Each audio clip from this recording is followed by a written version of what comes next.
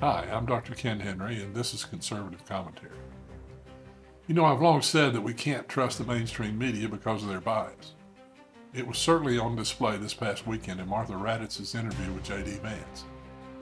But before we get into that discussion, I'd like to ask you for a favor. Please like, comment, share, and subscribe. This really helps the channel. Now for the media bias exhibited by Martha Radadtz this weekend. She interviewed J.D. Vance on her show This Week over the weekend. During the interview, Radadtz crossed swords with Vance, which was a huge mistake. Vance is highly intelligent and quick thinking. I can't say the same about media hack Radadtz. She leads with a diatribe about President Trump's comments in Aurora, Colorado being false, and asks J.D. if he supports Trump's comments. What happens next is a prime example of why Vance is a far superior vice presidential candidate than Tim Walz. Not only does Vance destroy Radadtz, he also points out the very issue of media bias in the process. It's so obvious that Radadtz and other hacks like her in the media are doing everything they can to bolster the failing Harris campaign.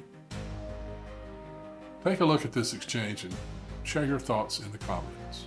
Do you support Donald Trump making those claims that the Republican mayor says were grossly exaggerated and have hurt the city's identity and sense of safety? I understand what you're saying, that some people left behind, but he's making these statements that the mayor is flat out disputing.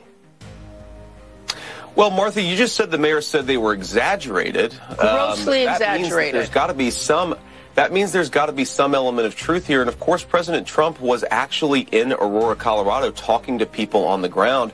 And what we're hearing, of course, Martha, is that people are terrified by what has happened with some of these Venezuelan gangs. Senator Vance, I'm going to stop you because I know exactly what happened. Martha, I'm going to stop you. The incidents were limited to a handful of apartment complexes, and the mayor said our dedicated police officers have acted on those concerns. A handful of problems.